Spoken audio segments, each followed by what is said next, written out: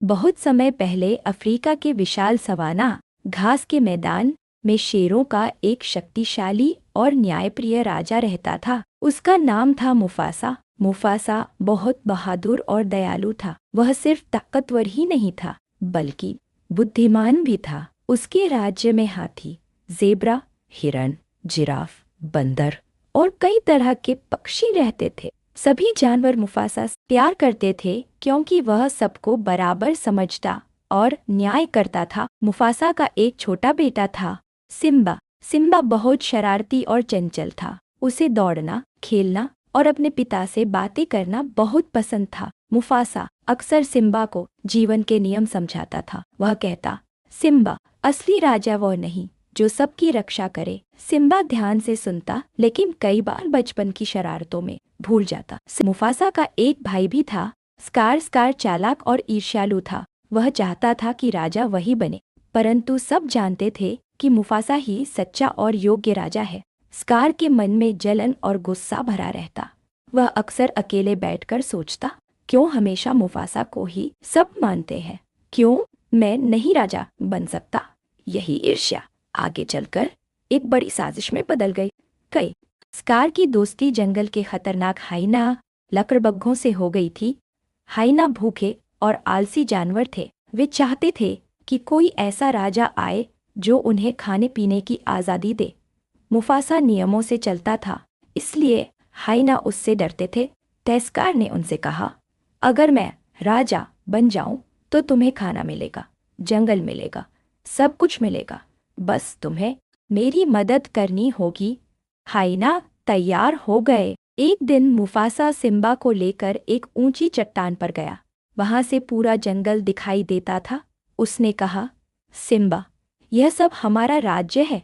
यहाँ सूरज जहाँ तक चमकता है वहाँ तक हम शेरों की जिम्मेदारी है। लेकिन याद रखना, राजा होना मतलब सेवा करना, घमंड करना नहीं। सिम्बा ने मासूमियत से पूछा, लेकिन पिताजी, क्या हम हमेशा राजा रहते?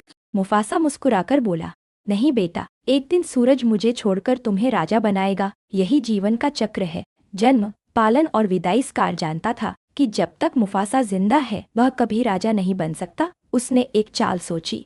एक दिन उसने सिम्बा को फुसलाया और कहा, तुम बहादुर बनना चाहते हो ना? चलो मैं तुम्हें एक जगह दिखाता हूँ जहाँ असली रोमांच है। वह उसे हाइना के इलाके के पास ले गया। हाइना ने सिम्बा पर हमला कर दिया, लेकिन ठीक समय पर मुफासा पहुंच गया। उसने अपनी पूरी ताकत से हाइना को भगा दिया। फिर उसने सिम्बा से कहा, मैंने तुमसे कहा था कि राजा होने का मतलब बहादुरी है, लेकिन लापरवाही नहीं। सिम्बा को अपनी गलती का एहसास हुआ। स्कार को लगा उसकी योजना असफल हो गई। अब उसने एक और खतरनाक चाल चली। उसने हाइना को आदेश दिया कि वे जंगल में भैंसों का झुंड भगाकर घाटी की ओर ले जाएं। स्कार जानता था कि सिम्बा वहां खेल रहा होगा। अचानक घाटी में दौड़ने लगी। सिम्बा डर गया और एक पेड़ की शाख पर चढ़ गया। मुफासा दौड़कर आया और अपने बेटे को बचा लिया, लेकिन जब वह खुद चढ़ने की कोशिश कर रहा था, स्कार ने उसका पंजा पकड़कर कहा, लॉन्ग लिव द किंग, और मुफासा को नीचे गिरा दिया। मुफासा की मृत्यु हो गई। स्कार ने सिम्बा से कहा, यह सब तुम्हारी गलती है। अगर तुम घाटी में न जाते तो तुम्हारे पिताजी मरते नहीं। अब भाग जाओ और कभी वापस मत आना। सिम्बा डर और अपराध बोध में जंगल छोड़कर भाग गया। स्कार ने राज्य पर कब्जा कर लिया। सिम्बा की नई जिंदगी। सिम्बा बहुत दूर चला गया, भूखा प्यासा गिर पड़ा।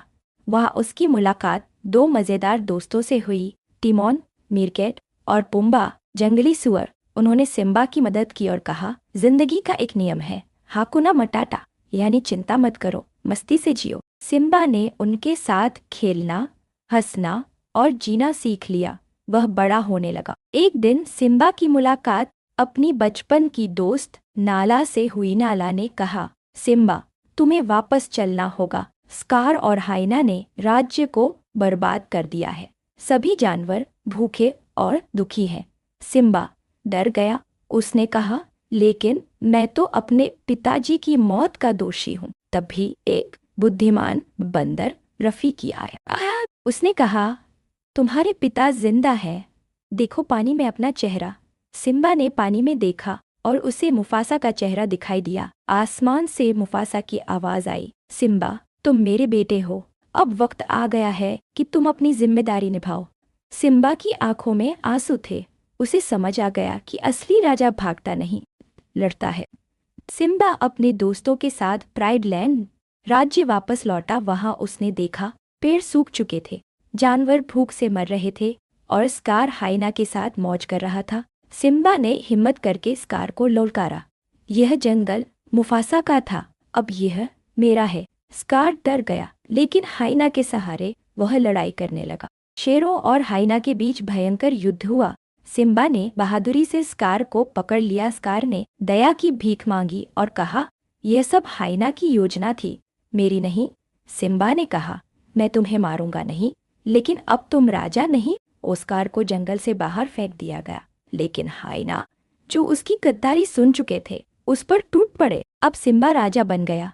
सभी जानवर खुशी से चिल्लाए, लॉन्ग लिव किंग सिम्बा। सूरज की पहली किरणों के साथ सवाना फिर से हरा भरा हो गया। सिम्बा ने अपने पिता की बात याद रखी, राजा वही है जो सबकी रक्षा करे।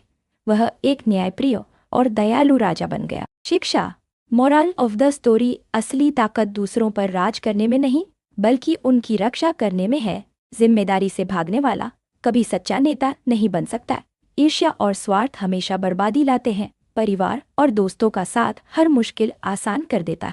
लाइक करो, शेयर करो, कमेंट में प्यार करो और चैनल को सपोर्ट करो।